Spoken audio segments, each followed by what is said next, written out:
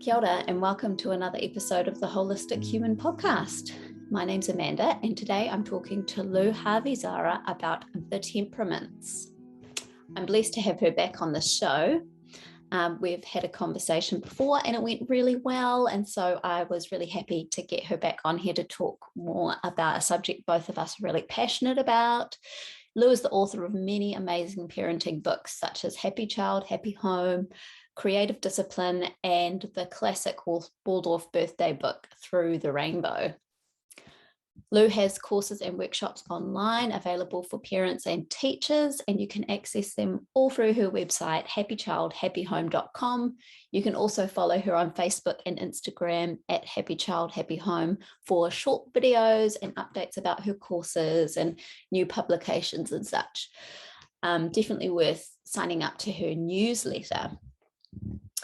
So today we just dive right into the temperaments. Lou explains what they are, why they're important for us to understand, and how developing an understanding of our own temperaments help us better to understand the world around us, ourselves, of course, and the children that we care for.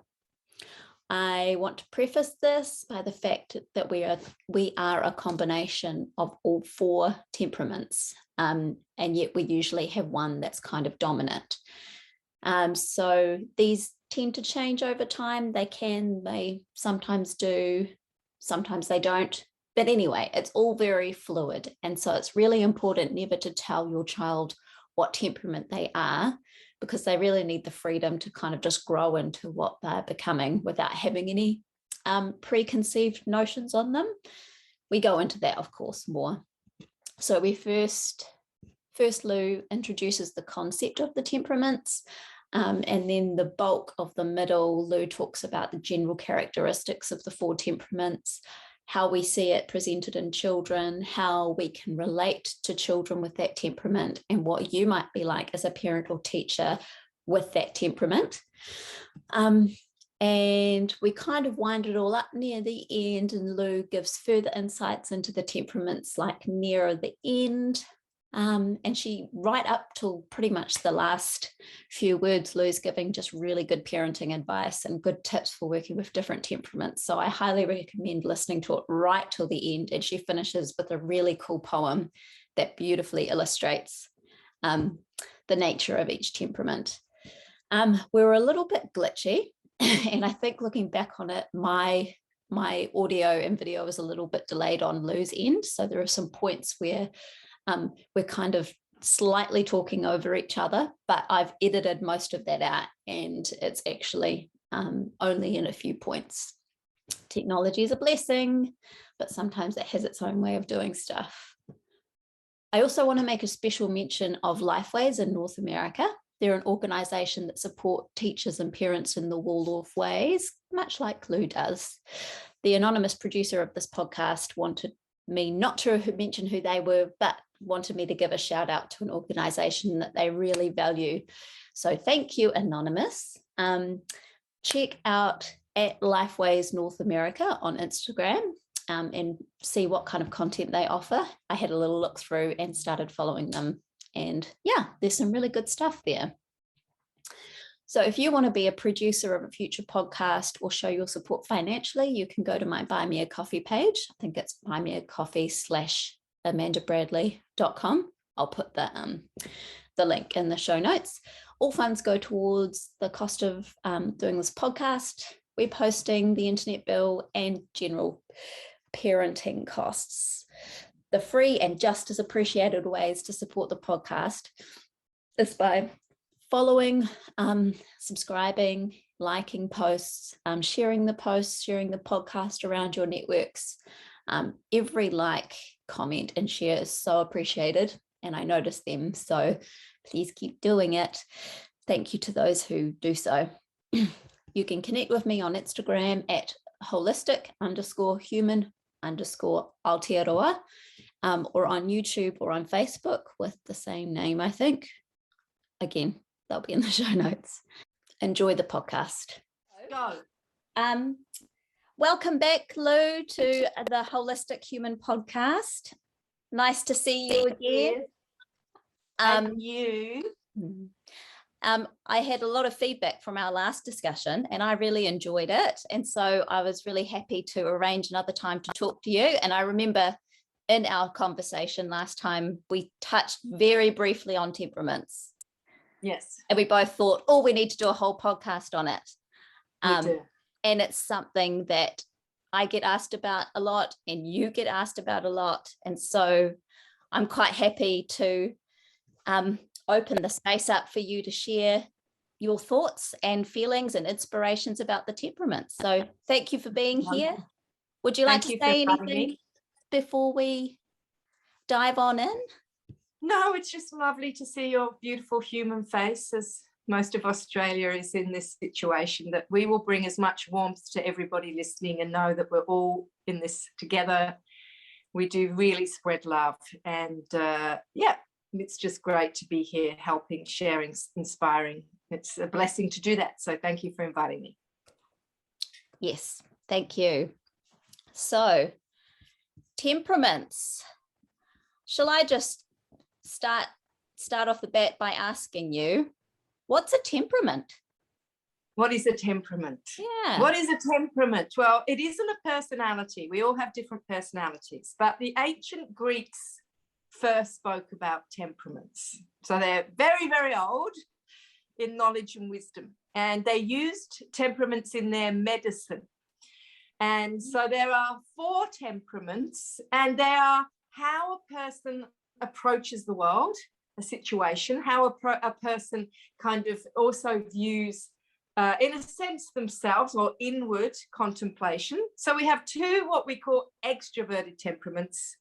So when these temperaments go out socially, they are so filled up with energy and vibrancy, and they come back, they're all full and joy and energy. Yeah. If you've got an inward temperament, there's 2 of those, you go out socially, you enjoy it, but boy, do you have to have 2 days at home to recover and fill your tank at home. Yes. Mm-hmm. So it's like these temperaments, we can literally view the same situation differently. You have to understand that. We experience life differently. We have an internal almost process, differently. Yes, through the view of our temperament. Okay, so temperaments, there are 4 of them. They have a similarity to our body type, which we'll talk about. They correlate to aspects of whether you're elements, whether you're a fire, whether you're an earth, whether you're a water, whether you're an air. In the Rudolf Steiner philosophy, we talk about the physical body and the energy body, etheric, and the astral emotional, and then the ego coming here, the leader, the I. And they also relate to those. We might weave all this in. I don't want to get too complicated first of all. But the ancient Greeks used this ancient knowledge, and I would come along with my cold and fever, and they would look at my body type, they would see my temperament in the way I interacted often, and they would mix my herbal medicine so that it balanced my temperament, whether I was water. So I often think, you look at Egyptians, you look at ancient Greeks, the knowledge was more profound than today. I mean, we do have Ayurvedic medicine and things like that, but Rudolf Steiner brought up the temperaments and said, this is a really good skill to have in your classrooms. And I talk a lot on temperaments for parenting, for yourself, because to me, I'm going to go very, very profound here. I give so many workshops on so many things, and everyone wants to come to creative discipline, a lot on happy children. But to me, if you have an understanding of temperaments, you can gain more access to world harmony, to world peace, to lack of judgment, to more compassion. Like, it is something that everybody needs to know how with your temperament, and not try and be like,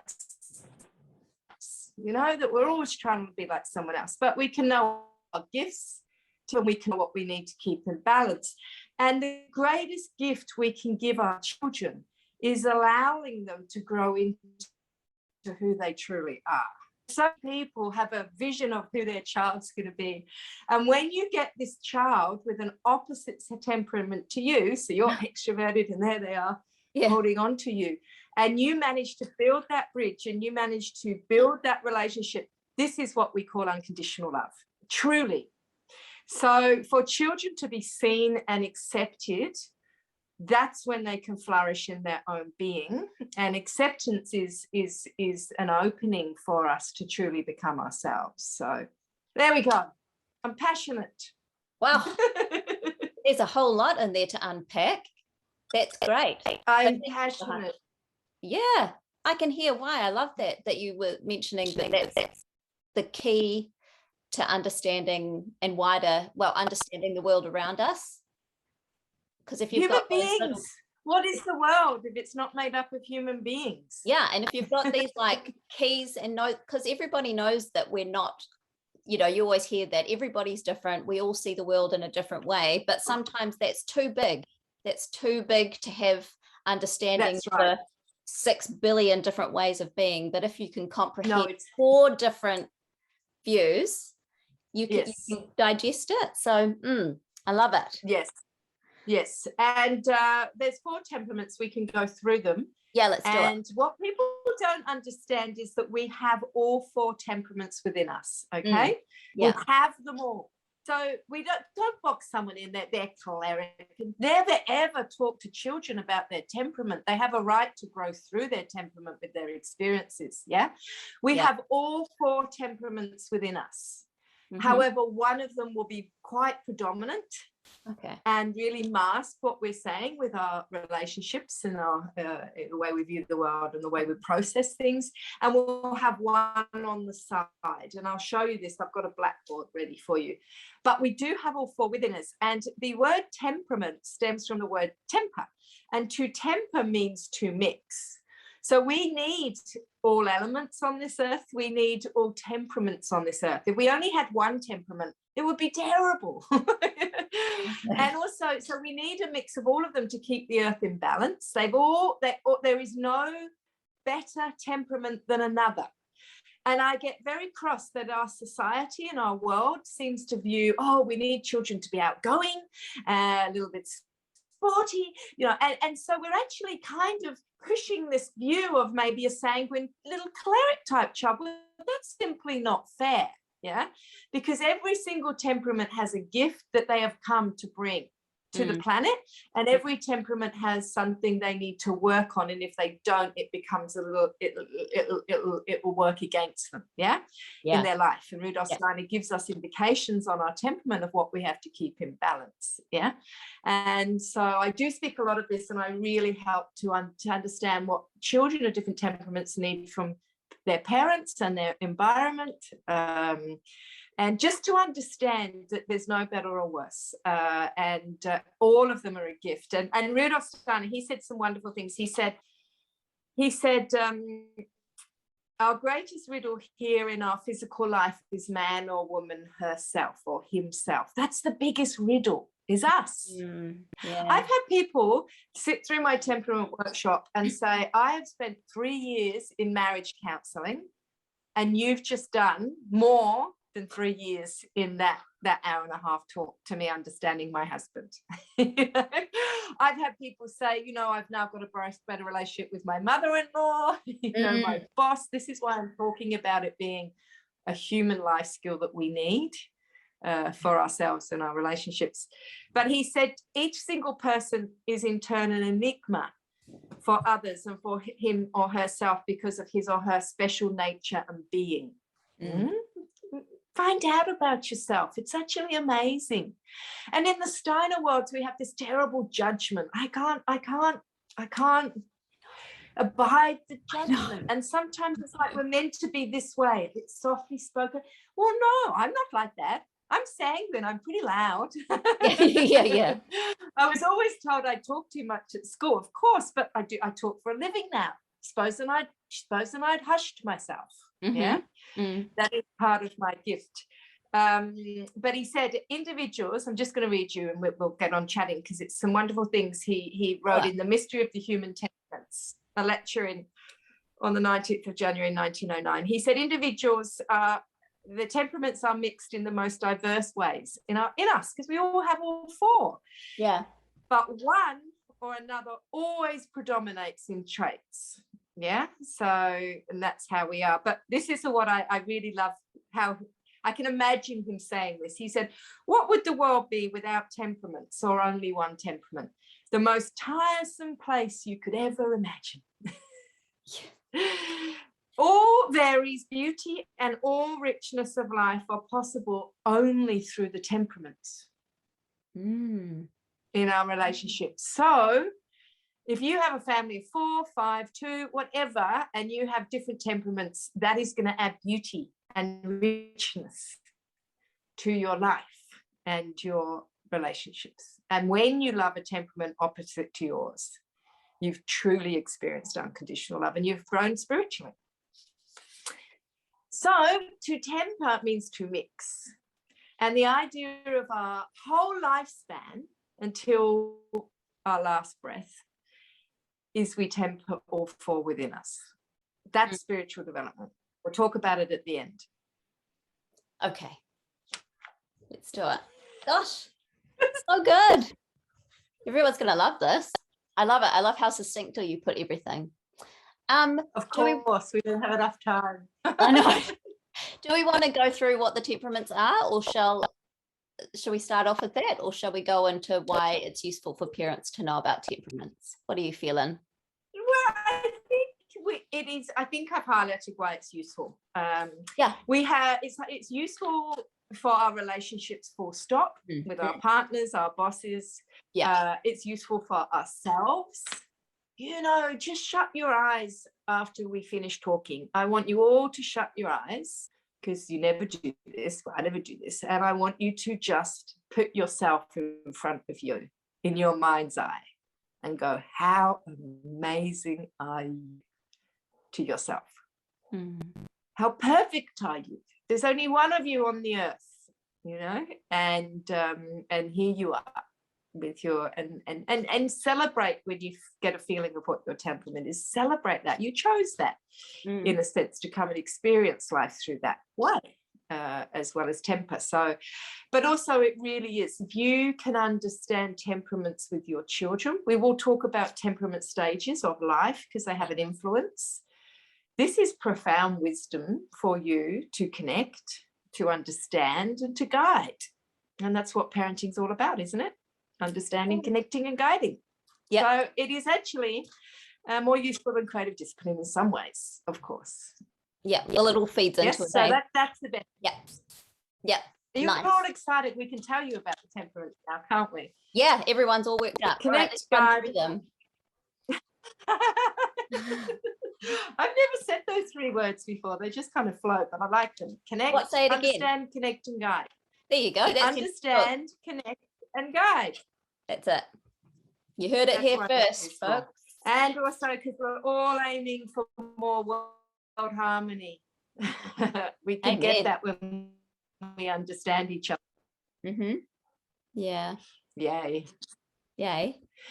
Good-o. Right. The 4 temperaments. Did you want to have a little chat about what each temperament is like? Yeah. Yep. Do you want to say anything about how you feel about temperaments, Amanda? How do I feel about temperaments? Why are they important to you? Oh, well, that's a good question, Lou. Thanks for asking. Of course. Well, I found it very useful as a way to observe, like you say, you kind of get an understanding for the child in front of you as a teacher when you kind of understand what their innate reactions will be to certain situations. You know, like I often found teaching behavior management was always really tricky. And your first instinct when you're teaching a child or you're parenting, especially if it's like a choleric or a very willful child, is to try and get them in a box and suppress certain things.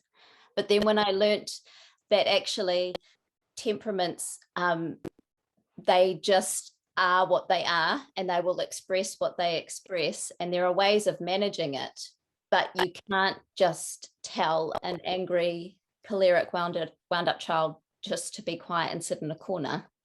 That's harmful to them and it's harmful to everybody else.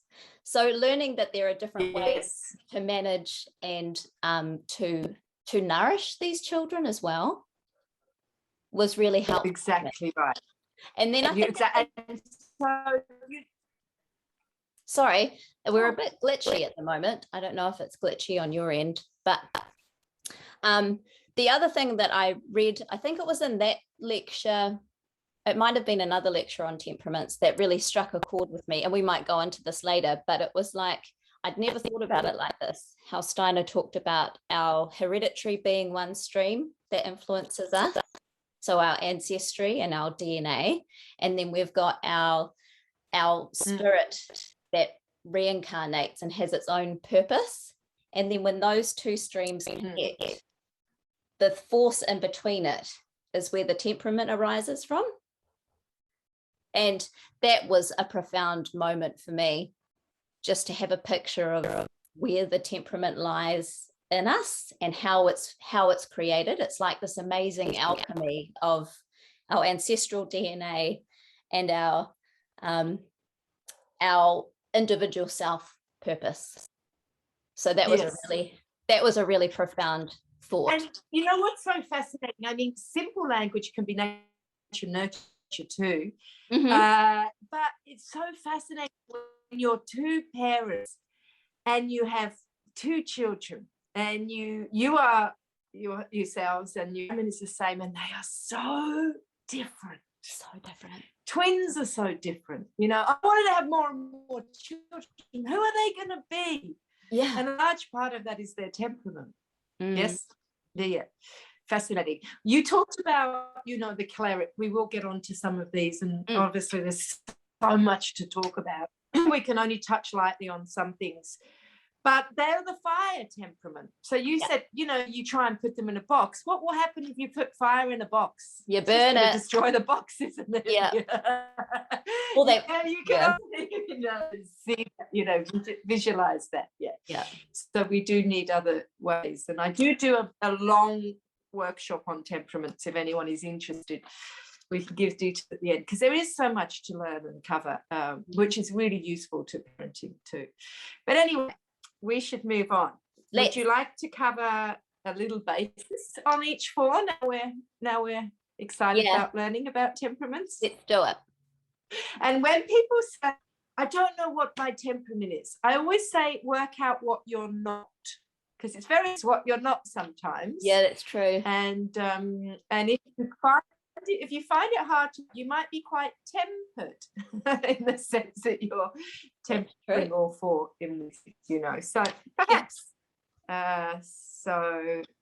but you will find that you will find it. I've got this little board here because I was just doing this as a workshop for teachers in LA, so I've kept it because I'm about to do another video. So the reason why this is interesting to look at visually is because here are the four temperaments. They all have a color, an element, a body shape, and also whether they're connected, as we said, to physical, if they're astral. These are words you might not have heard of. We'll explain very simply. But it's important when you look at this, because all four of them we have in us. We are one predominantly, and we are one on the side. But it's very difficult to be completely opposite. So it's very difficult to be a sanguine melancholic because they're opposite. Do we understand? Yeah. We'll talk about it. So the way it's drawn is because we've got one predominant and one on the side.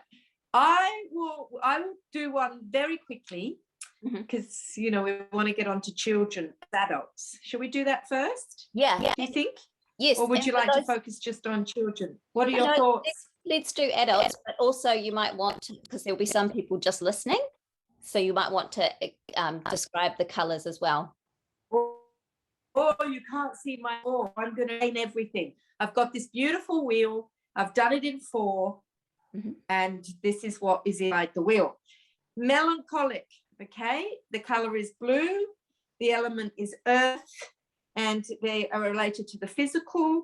And the body type has a small head. It goes to one side because they're thinking all the time, and a wiry body, right? Think of these people like this.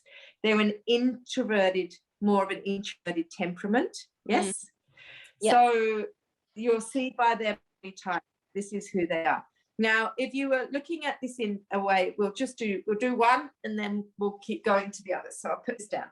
So really, if you're going to look at this temperament, if you watch them, you watch their body type. If you watch their appearance, they will not wear colourful scarves. They will wear warm clothing, very practical. Their houses will be very practical. Do not move a pair of scissors because they've lived in that drawer for 15 years. They have the same lunch every day. Everything's practical. Yeah. They don't really get affected by whether they've got cushions and really nice pictures and everything, because they're an inward sign. They're always inward and processing. They will do their accounts for their accountant meticulously. They are so methodical. It's unbelievable. Yes. And even if they have a task that's repetitive, they will do very methodically, like cleaning a car. for 2 hours. Watch them move. They have like the weight of gravity on their shoulders. So when they're older, they really do slump too. They're really quite mannery in that sense, wiry, but their mannerisms is very reserved. So they do choose a few friends, and their friends will have hobbies that they share, yes, with them. And they don't often look really kind of really, really happy. Doesn't mean they're not, but their face doesn't often show that in a sense. And they're very much in their mind. So they will have hobby, believe me. And they'll like history and they'll watch documentaries, and because they're very, very much, so they're very clever. They really like alone time. 1 or 2 friends, and that's enough for them. They will be loyal for the rest of their lives, totally, with these friends with interests. So what you can imagine this, their gifts are punctuality, and they're practical, and they're very intelligent. They've got a great memory, very committed. And what their gift is for the world is compassion, because they actually feel gravity and they're in their physical bodies and they really think deeply. They're really able to go to those places. And they do have deep compassion one-on-one. Now, you might get very confused, because a melancholic temperament type that is very secure, good family, people that love them, accept them, they'll always think their glass is half full, and a couple of friends, and everything's going really well in their life. With the immediate people they're with, they are very jolly and very humorous. But you're just not going to see them in the life and soul of the party with loads of people around them. Yeah. I have 2 family members. I have 2 family members with this temperament, and they are the most loyal, family-orientated people you can have. They are such a gift for you. They are so wise if you want to ask them questions, but they have to balance their gloominess. It can overtake them. Yeah. So as children, we have to say how frightening this is out of 10. Even by sharks, 10 out of 10, because we have to put the world in perspective with them, for them, you know. And we're going to step out in this situation, give me a magic handshake, and we'll come back. Yeah. And really celebrate that they only want 1 or 2 friends, or they sit in the playground and read a book. Children really need adult conversations if they have this temperament type. I mean, I had one, and I'm so grateful to every single teacher that walked around and chatted at playtime and enjoyed their company, because you would enjoy their company. They know so many things. Yeah. One-on-one. They're like little people as children. It still gives them a childhood, and they do still have that risk aversionness. I remember when my child went on camp, he took torches. 1 small one, 1 large one, 1 for the tent, 1 in case one got lost, 1 for walks, and a first aid kit at night. Yeah. But by 12, everyone was relying on my child to, find ways, read maps, do this, do that. It's just amazing. And they go to the work they'll do. My father was the most incredible man I have ever experienced. And when no one knew who he really was, because he wouldn't tell anyone. Yeah. And it wasn't till after he passed that everyone heard stories and went, how incredible. Wow. You would never have known. But I remember when I was 55 and driving, and he was so into history and so into castles, of course, and he would come and I would drive to give a talk, and when I drove back, he would always be standing in the Airbnb porch window looking out. How long had you been standing there?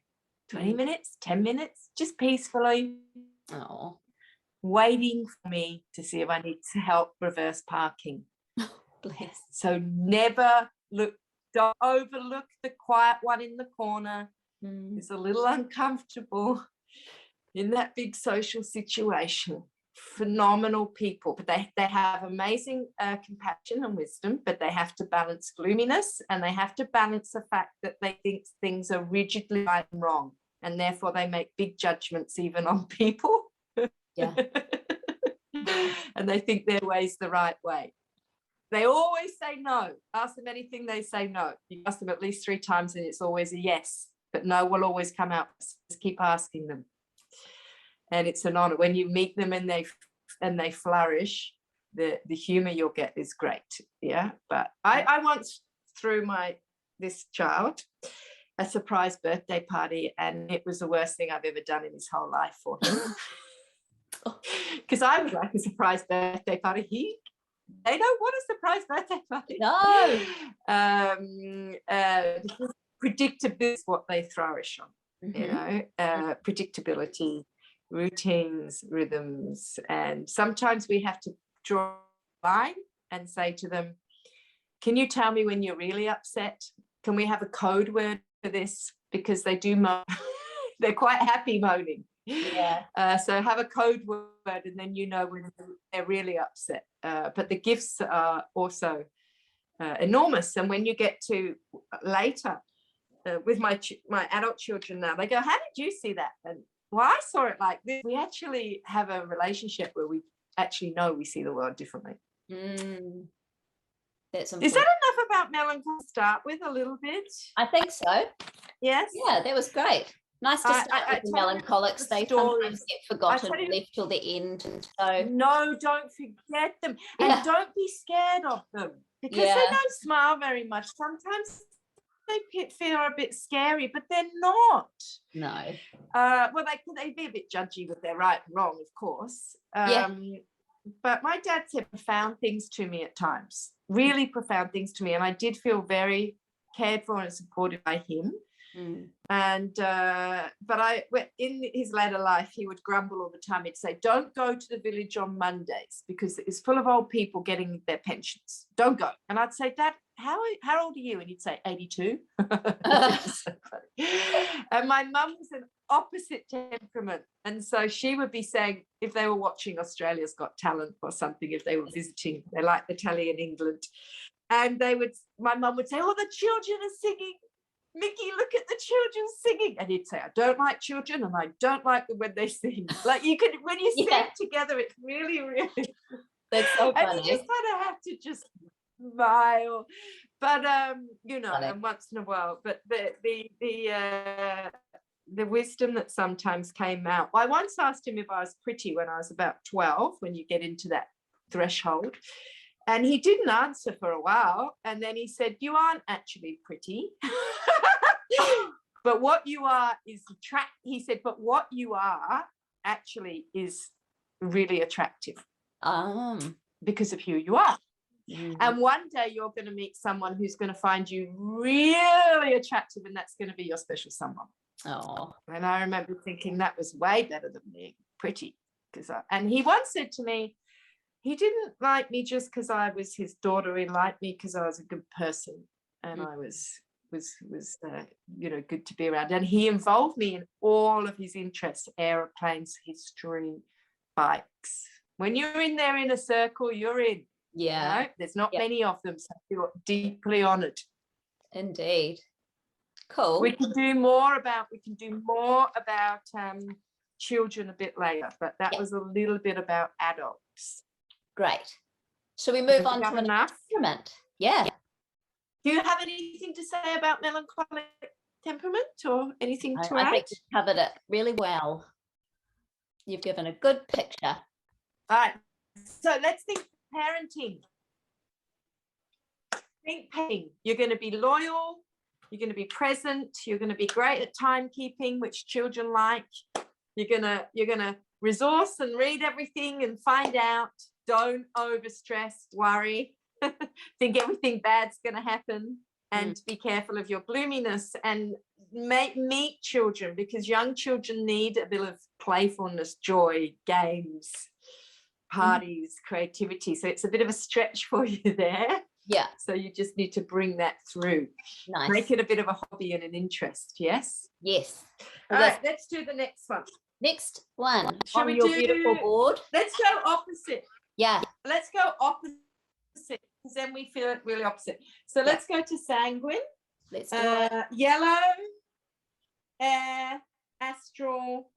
The body, when you're looking at that, if you want to spot a person with a sanguine temperament, it's their face often looks like a heart, and they just have an even body, not wiry, not fleshy, just even, and a little heart face. And you'll be able to see their walk, because they will flip like a butterfly, because they're so outward, so social.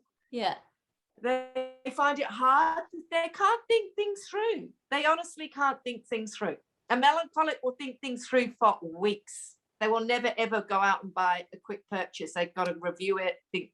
A sanguine can't think things through, so they have to do it, experience life to work it out. And they go, oh, that wasn't right, I better backpedal. Yeah. Very intuitive, but very hard to hold factual information. Yes, very intuitive in that sense. So their appearance will be quite different. They will wear earrings, scarves, colour. Their house will be full of cushions, pictures, photos. Yes, this all really changes their mood to have this around them, because they're a very extroverted temperament, very friendly. They'll be warm, friendly, life and soul of the party, cheerful, extrovert, social, but they can't focus for very long, and don't get offended when they're talking and then they actually talk over, or they start talking to someone else, even when you're still talking to them, because actually they've heard another conversation and they've gone, or they've thought something and they have to speak it, because they'll forget it if they don't. Yeah. Because they're so external in that sense. It's really wonderful. So they're very intuitive. So their gifts for the world are their kindness and joy, cheerfulness, imagination, warmth, fun. They're all their gifts. But they have to keep fickleness in balance. That's what Rudolf Steiner says. They can become a bit fickle, because they're a little bit prone to hearsay and gossip, unfortunately. And they have to become grounded. So a melancholic that doesn't get too gloomy is incredible, and a sanguine that's able to ground, like really ground, is incredible. My mum is extremely sanguine, and as a child it was hilarious. Like her purse would be in the fridge. I remember one day we went to walk to the park, and my mum said, oh, that looks like my bike. It is my bike. She'd ridden it to the doctor on Monday, forgotten she'd ridden it, and walked home. It was still there. That's so funny. But the life and soul of hundreds of friends, all different clubs, collects cats. So you can imagine this as a parent, of course the child's going to feel loved, because melancholic people need to feel that they connected with someone in this compassionate stage, that they've also suffered, or in a little bit of an intellectual stage of talking. A sanguine person needs to loop with love. They feel very, very, very, it's very difficult for them if they don't feel loved in their being. Yeah, so a sanguine parent will be saying they love you to the moon and back every day, giving you hugs, giving you magic, giving you wonder, giving you beauty. Perfect. We don't have to all be like this, but the stage of childhood is a sanguine stage from 3 to around 8, 9. It's a sanguine stage. Children are imaginative, they're playful, they're loving, and so we need to bring some of this energy in, of course. But they have to also be grounded, the sanguine parents, and actually observe their children quietly, just watch them, without that chatter, and not everybody needs to be like them. So is that enough on sanguines for you? Yeah, that's good. They need to, because of the astral the astral is where we have our emotions, okay? So the melancholic is in the physical, so they really feel their physical body, okay? Really feel it, and that's why they eat quite lightly, small meals. That's why they're wiry. My dad used to say, food is fuel. That was it. The sanguines are in the astral, which is the emotional body. So they may be very excitable, and they are. And the other side of it is anxiety, which often people don't see because they'll hide it at home. But that's the flip side of being excitable. So they do need to bring more calm in. So a sanguine that can bring calm in will be able to ground and balance and really stand in their body. They hardly even touch the ground. They don't even feel their own feet. They're almost off the ground. Yeah. So if you feel you're this, and you can really make these moments of really breathing and bringing calm in, and wisdom is to experience, because they have to experience it to work it out. They have to ask lots of people. They can't make decisions in their own head. Yeah. Sounds familiar. But if they trust their intuition, bang. Yeah. Very intuitive. Yeah. And very smart, but a different type of smart. I don't even know what year I got married, but I know how I felt, what everything looked like, who took the photos. It's a different type of being. Yes. Yeah. Very much so.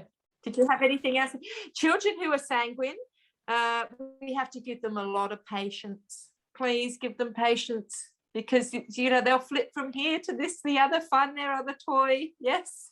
And when we tell them off for being chatty or a little unfocused, it's very wounding for them. Yeah. So we have to help them. We have to help them with imaginative games, and tapping them, and the others, and give them time. And it will be so magical. You'll walk around, you'll find little fairy houses, you'll find little sand pits. If you walk around and see what they've done with their play, but they do really want to feel loved. So we do have to. We'll talk about children later, but we have to give them patience. We have to chat to the melancholic ones. Chat. Not all factual, but things that are interesting. And we have to love and connect. We have to love all children, but the sanguine ones, they really, really love. They need to hear it and see it. And give them patience. Yeah. Nice. Shall we move on to? Yes. I say it every day. Oh. All my family members, I say, love languages. Yeah. So important. Love languages. There's love languages of temperaments. That's a whole thing. Okay, let's do it. Let's move to where are we going? Well, we can round it up with love language of temperament. Will we go to phlegmatic? Let's go to phlegmatic. Yeah. So this is green.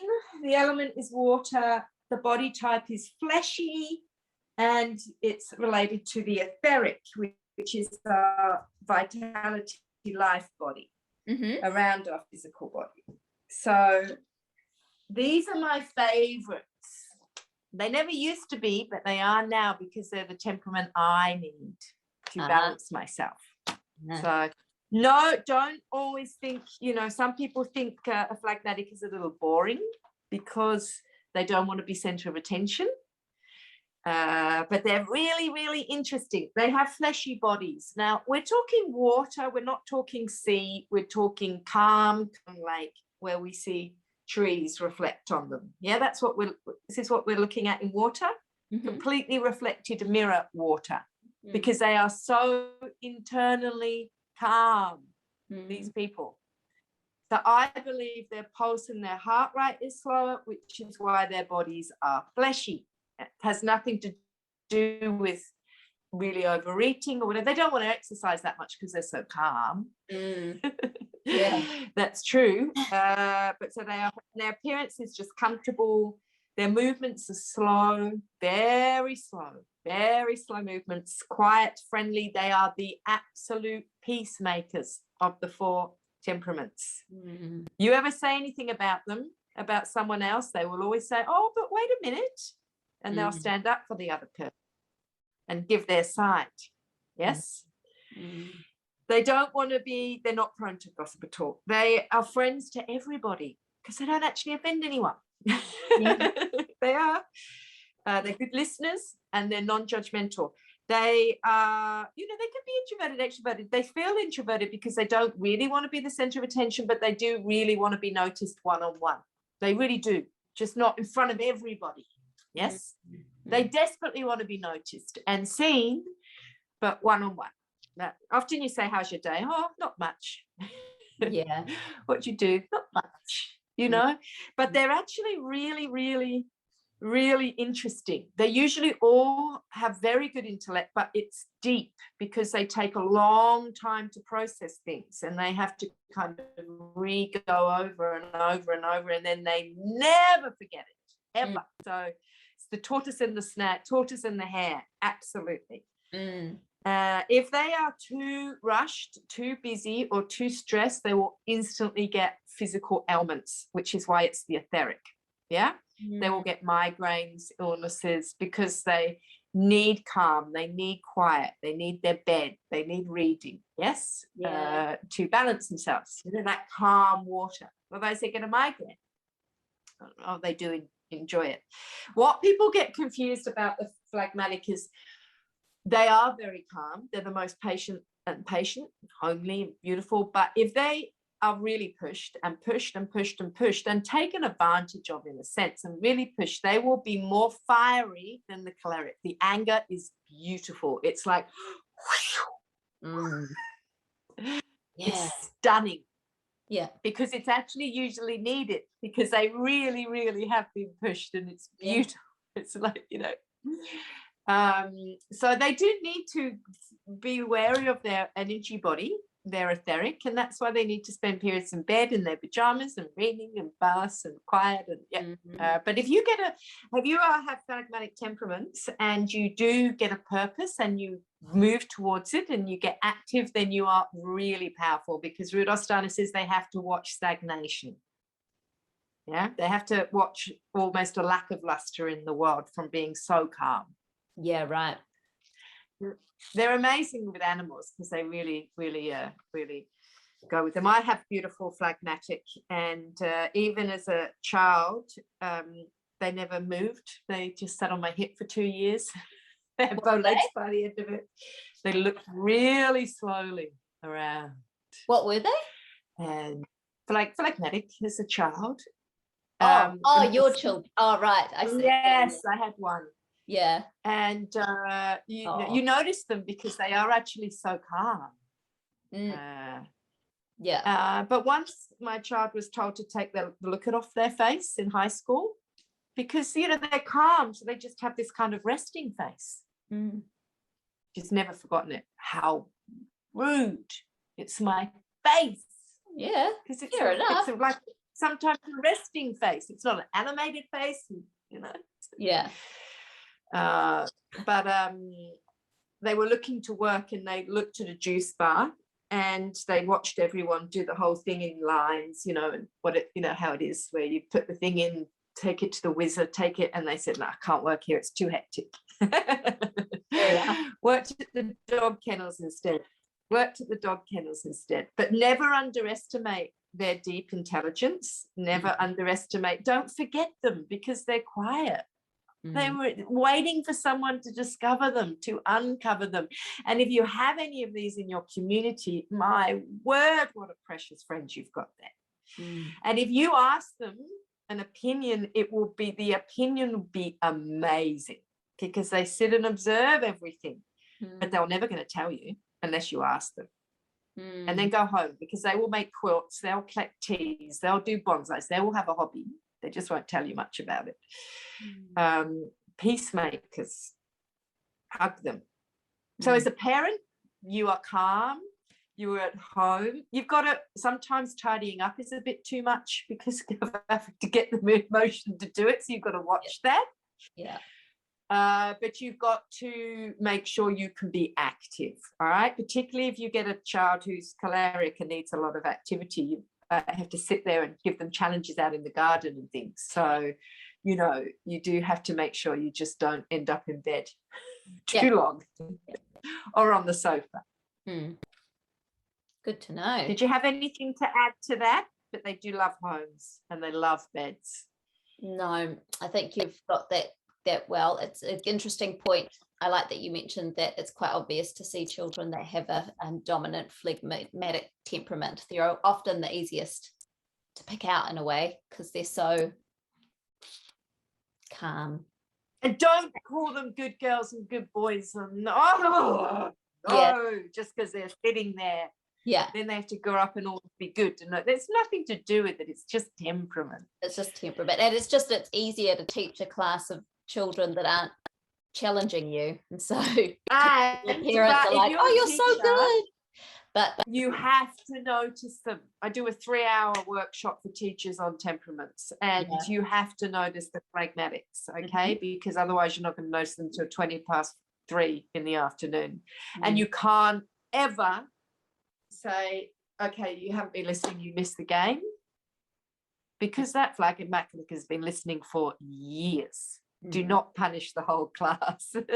Exactly. Work with the ones that need to have more skill in listening.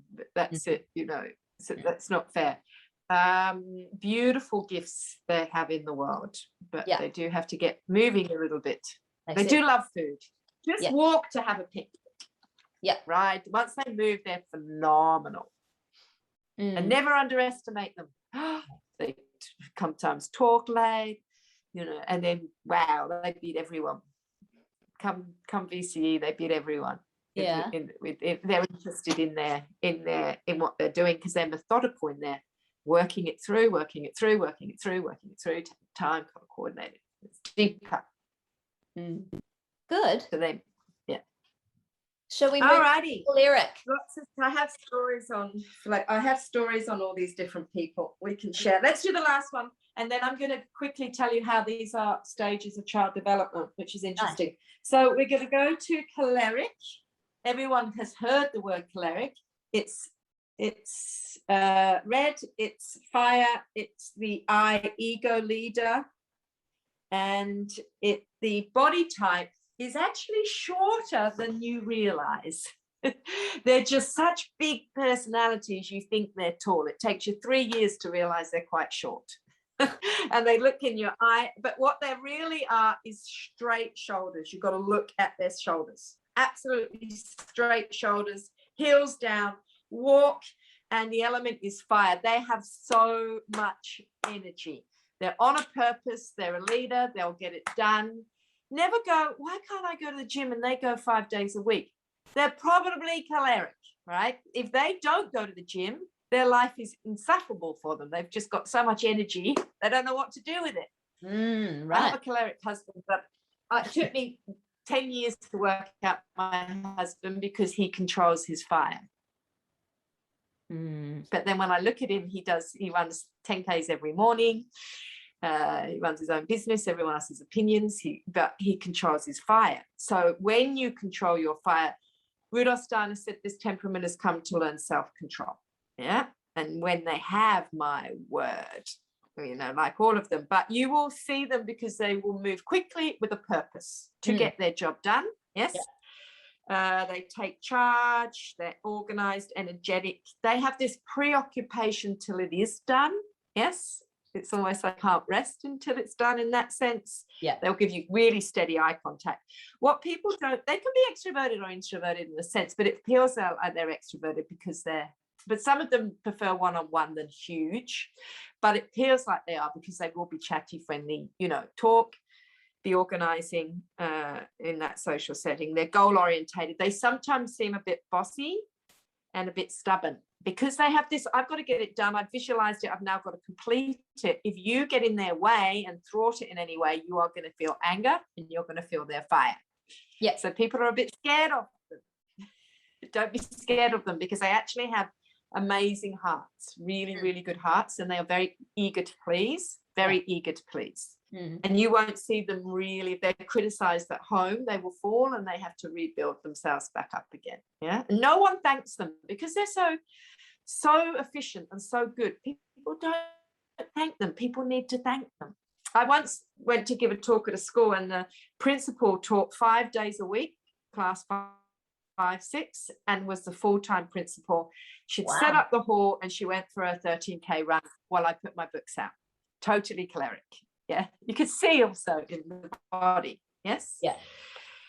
So you can imagine that their gifts are this organization, this leadership, this capability, this trustworthiness, but their downside is the fire that will come too strongly sometimes. And they have to understand not everyone has their energy. Yeah. Yeah. Not everyone has what they have in their capabilities. Yes. Mm. Now, sometimes if you are a choleric melancholic, that appears a bit scary, because not only are you really forthright, but you're a little bit gloomy too. Yeah. But don't be scared. Don't be scared. Don't be scared. These people, everyone has a place in the world, and we need to meet them.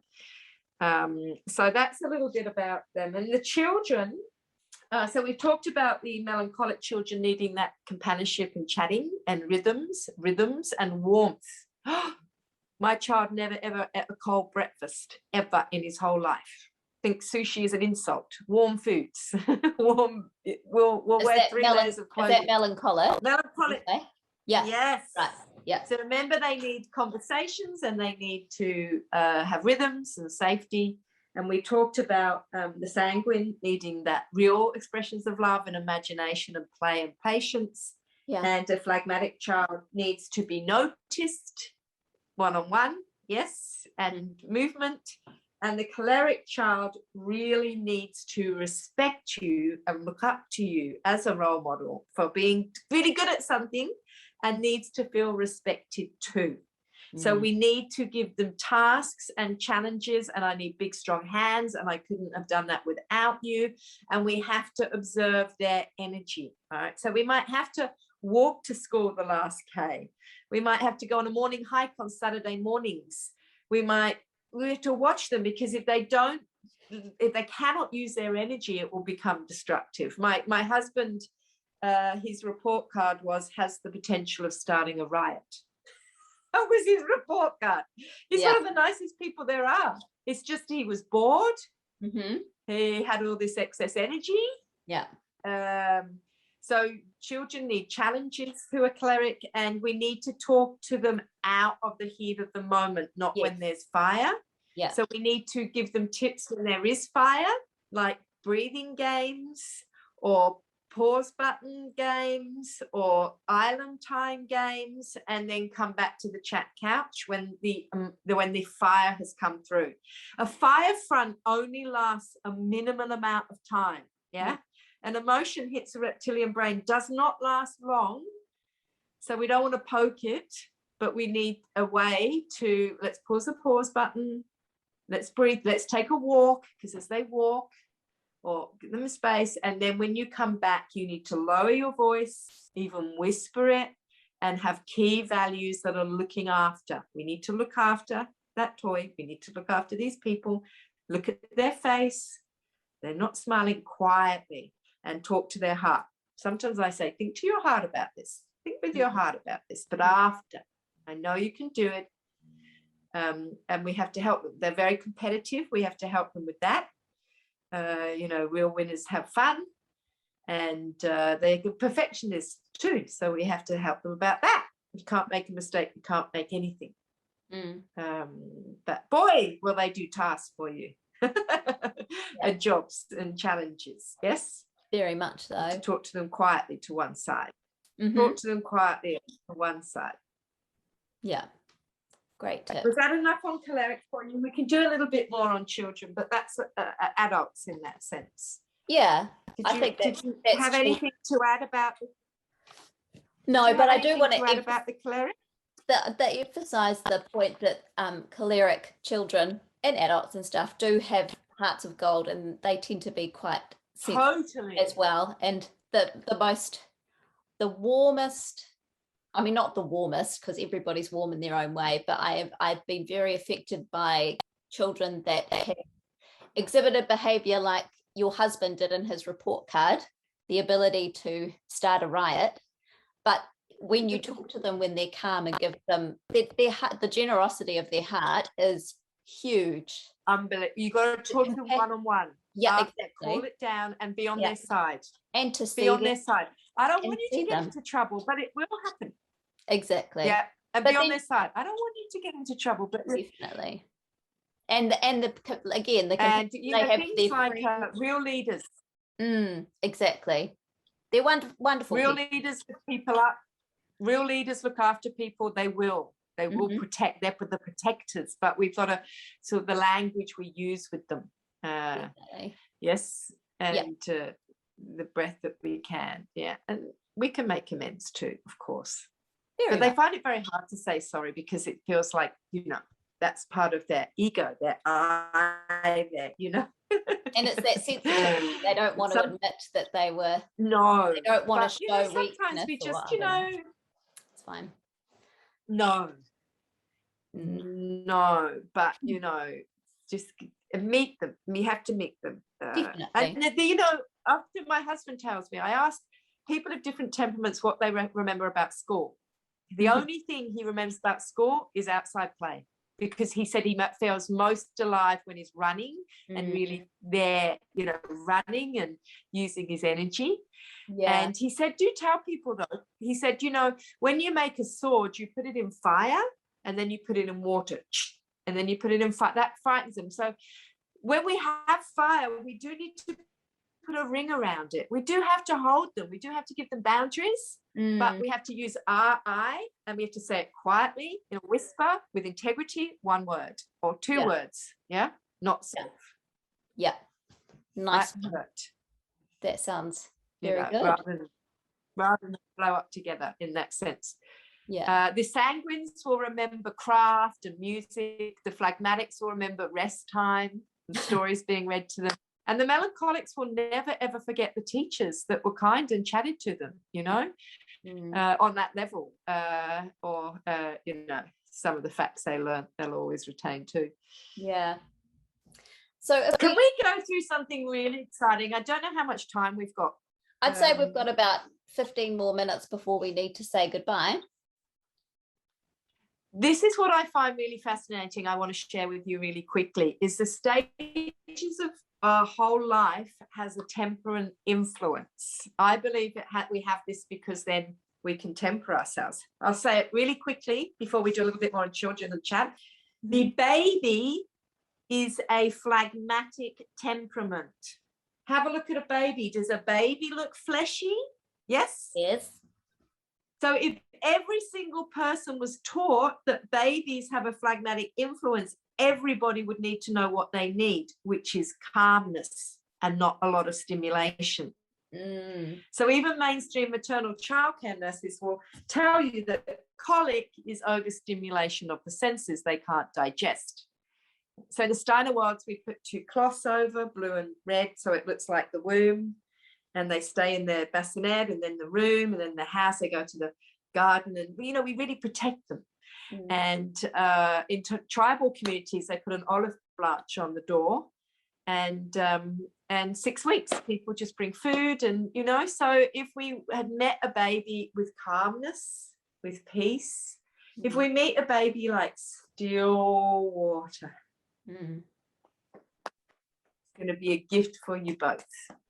Yes. Then what happens? The middle they get to a toddler, which means they're upright, they can use their hands, they will go to a choleric influence. All toddlers have a choleric influence. Yes. Now have a look at the toddler body. Does it not look like a choleric? Straight shoulders, walking around? Yes? Yeah. Now I am a little bit of an I don't like to say the word expert, but I will give myself the label as expert with toddlers. I have been talking about it for 20 years. Turning into Tears into Laughter was my first book. When It Demise and came out, I can decode all tantrums, minimize them. I have a course called Terrific Toddlers, because all it is the choleric energy. The I have a purpose. They need to move all the time unless they're asleep. They need to have cause and effect over the matter, because I can make sound, I can roll, I can push, I can open, I can close. And tantrums are over-tiredness, because you actually haven't they do have to bring them in, disconnection, or you have thwarted what they have imagined that they're going to do by saying, stop touching that, don't do that, and you'll get yeah, guaranteed. Yeah.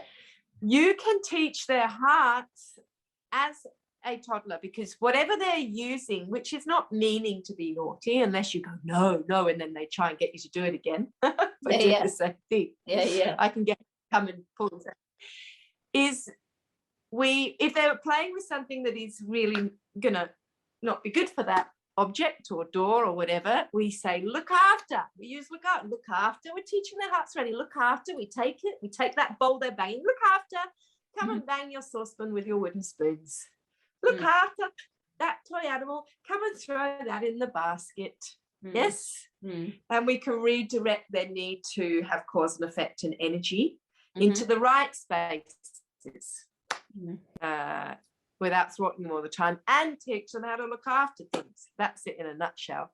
But I'm very offended why they call it terrible twos, because it's terrific if you understand they're going to be constantly in movement, constantly doing cause and effect over matter with their will and their eyes developing. Of course, the ego, the I can.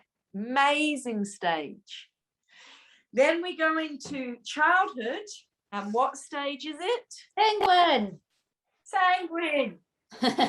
What do children look like? When they come out of the choleric toddler? They look like a sanguine, don't they? With their bodies equalized, arms, limbs, face. So if you understood Happy Child, Happy Home, this book may as well be called Give Children a Sanguine Stage, Please. Yeah. Rhythms, play, craft, storytelling, wonder, beauty, goodness. And boy, are we losing it in today's world. No. In a rush, in a hurry, technology, thinking we've got to tell them facts and they're moving, and they go into the world with wonder if they're given wonder when they're a child, Imagination is creative thinking.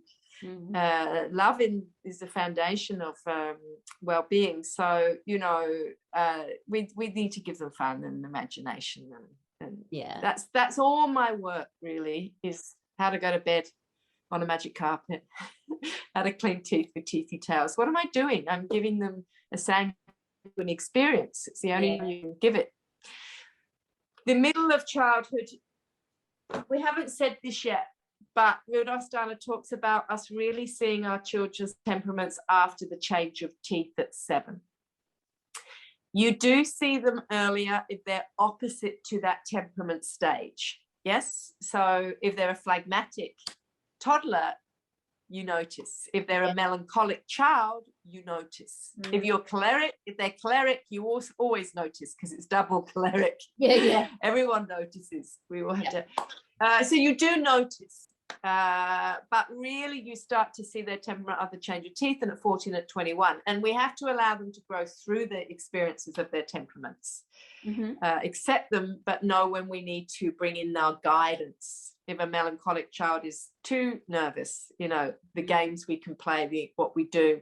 If a sanguine child needs focusing, if a phlegmatic does need to get infused and move, or a choleric needs to know to breathe and to look at the other person's face, it's only a game if they're smiling and have helpful hands, and so we do see it. The teenagers are a choleric stage, and that's why people say teenagers if it's a dirty word. It's not a dirty word, we just have to understand. And the teenager choleric stage is I for autonomy. I am an individual. That's what the teenager stage is. I need autonomy and individuality, and I'm going to need to separate from you to find out who I am. So I'm going to withdraw, be a bit critical, and not be able to do it when you tell me, because I need my own thoughts. I do whole workshops on teenagers too. And midlife is a melancholic stage. And I'm just telling you this in case you get to 40, 45 and you feel depressed and worried about everything. It's normal. you're going through a melancholic normal mid-stage that the world has called midlife crisis. Yeah. But if you're sanguine and you wake up a little bit anxious about everything, it's a bit weird for you. It will settle down again. You gain way more compassion and empathy during that stage. Old age is a phlegmatic stage again, like the beginning of the baby stage. They need peace and quiet, and So what's the amazing? What's the 20? The like 20, 30s, is that sanguine? Well, you're going to experience your own temperament fully. Oh, okay. And then it these are just almost like it's a guide, like transition points. Yeah.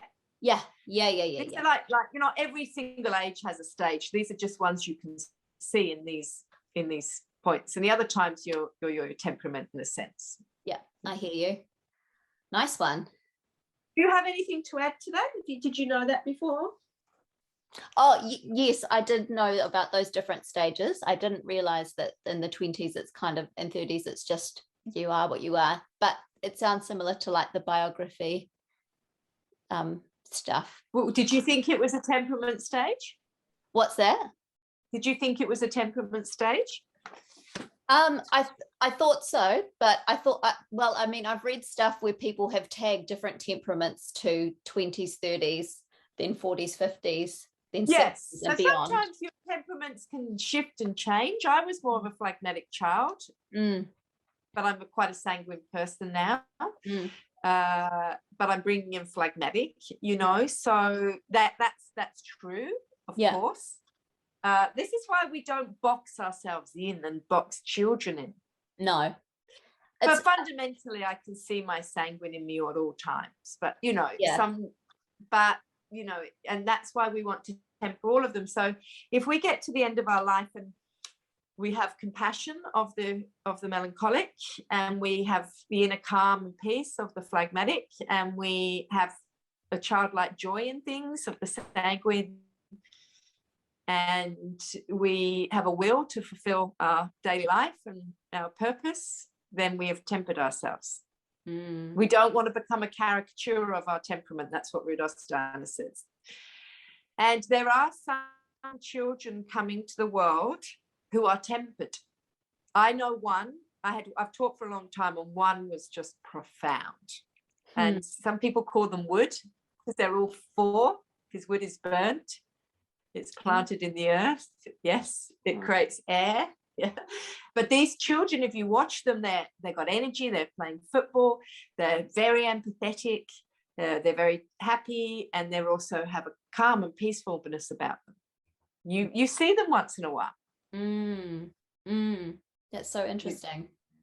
So, I mean, just as human beings, as we're kind of winding stuff up, how do you suggest people actually, are there ways that you can work with, like, what would you do if you wanted to achieve more balance in your temperaments? Like if I needed more phlegmaticness. If you were an adult, no, it's really good. Like if you're sitting quite calm, like there's days sometimes where, I think, look, I could do this a lot quicker and I wouldn't feel like I'm doing it every single day slowly. Yeah. And then I actually bring forth this choleric energy. I think, right, I'm going to finish this by 11. And I'm going to do this by that time. And I give myself a time. And it's the same thing for 3 days is done. Or you might go, I really need to do the washing. I'm going to walk to the washing machine like a choleric. I'm going to straighten my shoulders, and you will immediately feel energy. You immediately feel energized. They feel energized.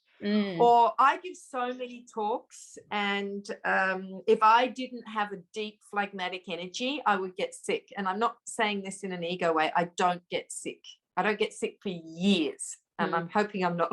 The reason being is I can sense when my etheric is drained. I can sense when my energy is drained. I can feel it, and I immediately run a really hot bath.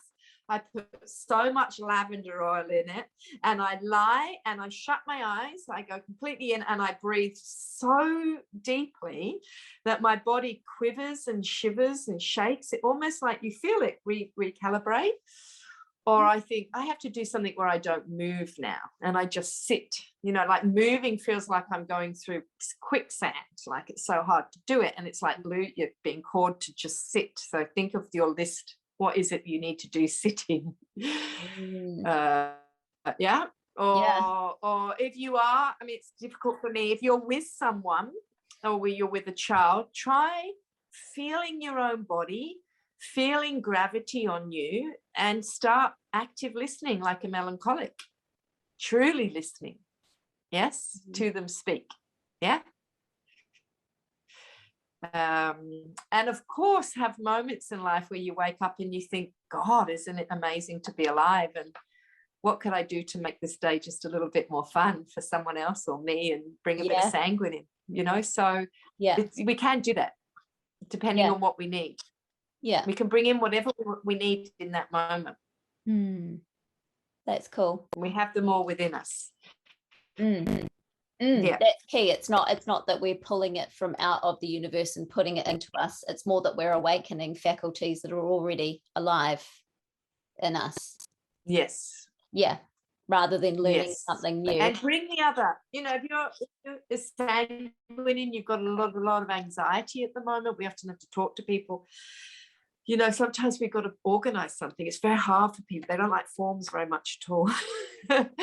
And that's why if we've got friends of each temperament, we end up all balancing each other. When you've got a family and you've got, rather than fight each other, think each other are wrong and right for the way we deal with life and see things and experience and verbalize, join together and temper, and never think anyone's uninteresting. Everybody is a riddle, and everybody is the beauty and vibrancy of the world. So much respect in that.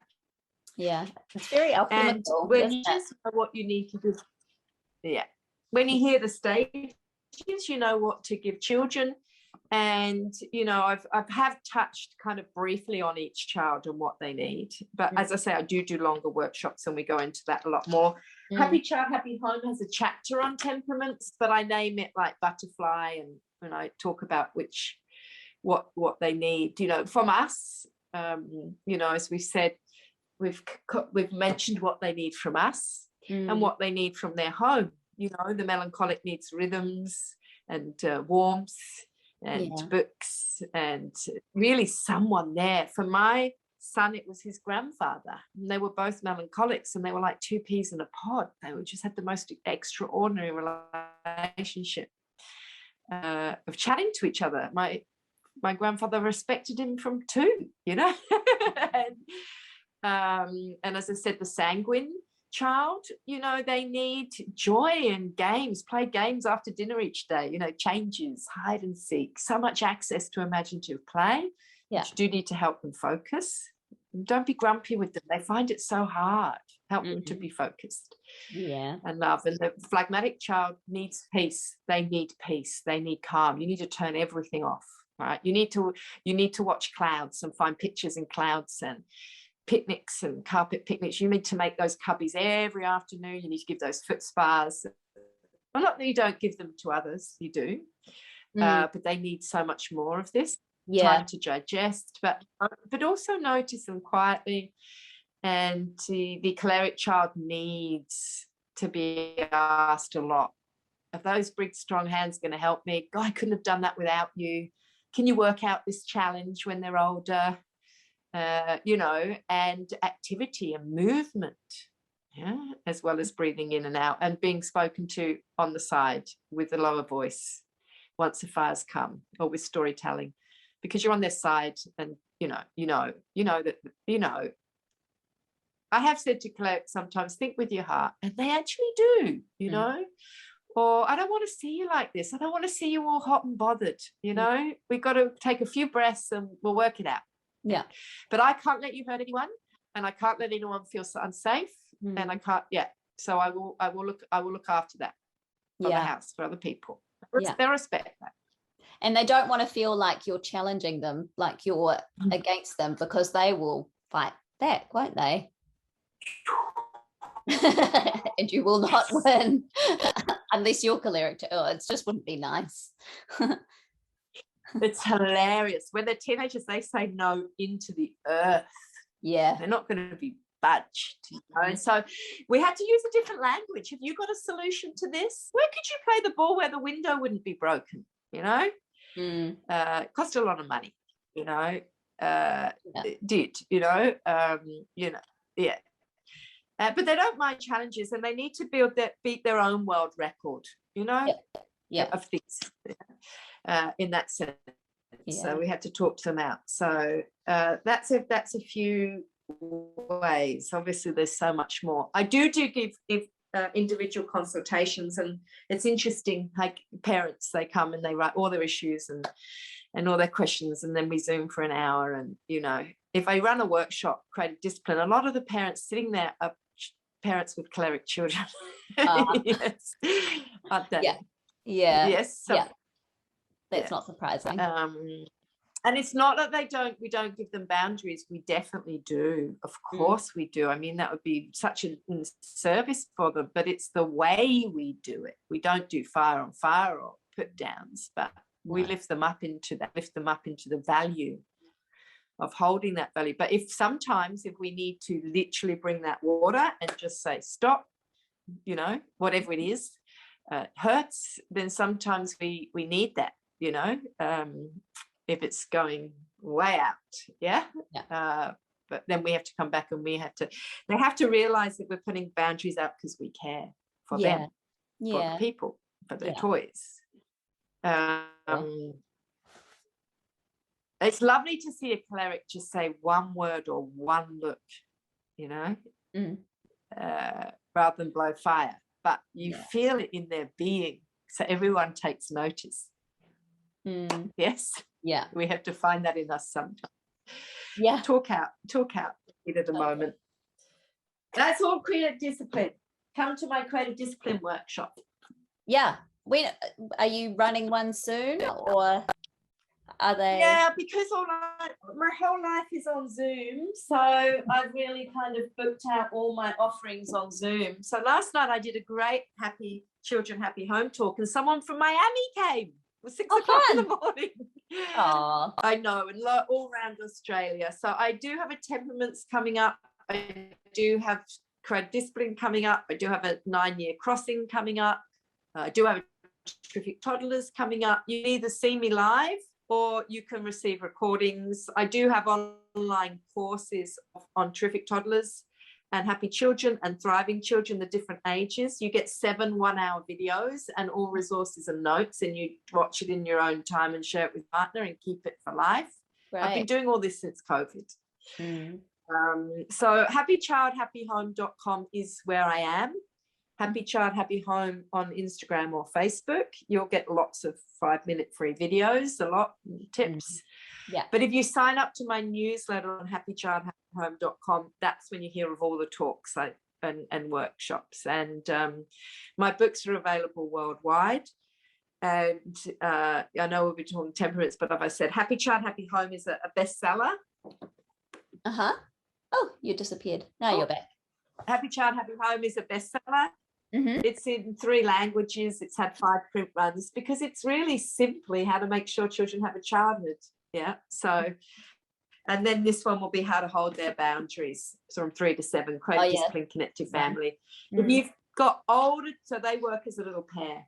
Yeah. If you've got older children, I'm so honoured to write the Growing Children, Thriving Children, which is on 7 to 12-year-olds with the 7-year change of teeth, 9-year crossing, 12th year, this is what to know, what to do, what to say. I've got a birds and bees talk coming up. Oh, great. I love that. Good one. From kindergarten to teens. Nice. Gosh, so much. Chatting. Yep, that's a good through one. The rainbow. I've got 7 books now, and I've got another one that's going to be published next year. Woo! That's because I am sanguine with some choleric. Yeah. The choleric helps me do all of this. Yeah. The sanguine keeps me compassionate. I'm very similar. I see. But I just do it. I just think you. We're very similar. Yeah. Yeah. There's a way to work out your temperament, and it's walking like each of the temperaments. So when we leave each other, and you add anything you want to add, because I have talked a lot and you have so much wisdom, Amanda, but you can walk with your shoulders slumped and gravity on your shoulders, and very slowly and purposely, and just feel how it feels. You feel a little bit like, oh yeah, not. You'll feel how it feels to have a melancholic style temperament. Just literally feel gravity, really feel your feet on the ground and start walking. And then when you've walked like that for a bit, actually fill yourself up and almost don't touch the ground. And notice everything, the sky color, the picture, the vases, and you'll understand how it is to have that sanguine energy when you just live out in the world. And then find total peace in your being, and don't start walking until you feel absolutely calm. And you'll notice it. You notice lots of things, but you have no need to talk about it. And then straighten your shoulders, put your heels down, and have a walk, and you'll realize how energized you feel from active movement. And I can get everything done. I'm going to do it. Here I am. Awesome. That's a good fun activity to do. But I would like you to put your cue in a meditation and say, see you, I hear you, I know you, in your head. And I absolutely celebrate your uniqueness. I'm here to guide and to be in awe of uniqueness. And you are absolutely loved for who you are. And then they will grow into who they truly are meant to be. Yeah. Lovely. Yes. Please, next week, make a name of reaching out to a different temperament and being together, enjoying each other. I do sometimes joke in the end. I say, if I really annoy you, then you're probably melancholic, because I'm a little bit too chatty, much and big. And I said this in a talk, and my friend who's a teacher, who were really good friends, said, oh, you really annoy me, Lou. And I said, I know I do. And he had a smile on his face because it was humorous. Yeah. He's got a melancholic temperament. And he said, when you said that melancholics always think they're right, Lou, you've got to admit, I really am right, aren't I? So what I'm saying is, when your children grow older, now I've got adult children, we actually find humor. With each other. It's not putting each other down. We actually find humor. You know, and we read each other. We find humor with each other. But the actual bottom line is, when one of my children left home, I took them and I got them in front of me, because they had a job in the city and they couldn't get there from our house, but we're back together again now because we all live by the beach. But I put them in front of me and I said, darling, do you feel loved? And they said, yeah, I do. I said, okay, I haven't gone yet. Do you feel truly accepted for really who you are? And they thought for a while and they said, yeah, I really do. Okay. So do you feel you can totally and utterly 100% be yourself? Yes. Okay, my job's done. You can leave home. But I'm saying I didn't get there easily, all right? Many bridges were blown up. Many angry moments, many misconstrued moments, particularly in the teenage years, many me seeing through my mirror. It wasn't like that just happened. It happened because I rebuilt the bridge. We rebuilt the bridge. We came back together. We tried to understand. We looked at each other's sides sometimes. Yes. So my one message is, do not go to bed angry at your children. Don't let them go to bed angry at you. Right? And sometimes we explain ourselves. And so my children will go, you know, you're getting anxious because you've got all that to do, Mum, and now you've got to do this. And they know what is happening for me, why I fire off, why I trigger. You know, this is why it's an amazing human skill. Yeah. So you're going to dance around with your children that are opposite for you. It's really okay not to be perfect, but strive to understand, strive to reconnect, strive to come back together, just to rejoin, and everything is going to be fine. Yeah. It will be fine. Yes. Well, Thank you, Lou. It's not perfect parenting. No, but thank you so much for coming back to chat with me and share all these things. I'm sure that people are going to be listening to this and signing up for some of these courses because they'll want to go into far more depth than what we went through here. I do read it, but I'm only here to serve. I'm just here to serve. It makes me very happy. Nice. I feel very blessed that a child has a game or an idea or a connection. Yeah. I'll put all the information about where to reach you in the show notes and stuff so people can follow you there if they don't already. Thank you. And I just want you to see these human beings within you, in front of you, and just feel warmth and love for the uniqueness that they are, including their temperament. Yeah. It's gonna really, as Rudolf Steiner said, or really do open your eyes and look around a little bit this week at all these beautiful beings in your life and around you in their uniqueness, their world. That's a full circle back to the beginning. More acceptance, please. That's what the world needs. Not more judgment, more acceptance. Very much so. Less division. Then we can all thrive. More understanding. And we're all connected. As I said, Rudolf Steiner said, I must end with this because it's so funny. We have to, this is what Rudolf Steiner said. One can develop the exercise of looking upon the lives of one's fellow men or women with the expression of their character, meaning their temperament. Yes. So let's develop an exercise of looking at people, not judging them, but just observing. Don't box them in with their character. But also we can look at them as if we're the eyes of their angel, with a trusting glance of what is in the process of becoming within them. Yes.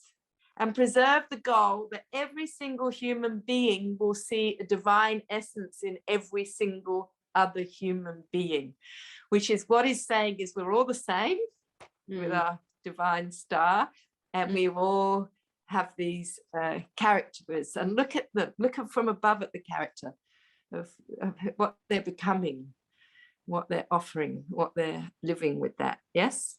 And Dr. Gilbert Charles, you showed this book. This is my favorite temperament book. I'd like to write one myself, but this is my favorite. He said, become more tolerant of your shortcomings, become more tolerant of your own shortcomings and others' strange ways.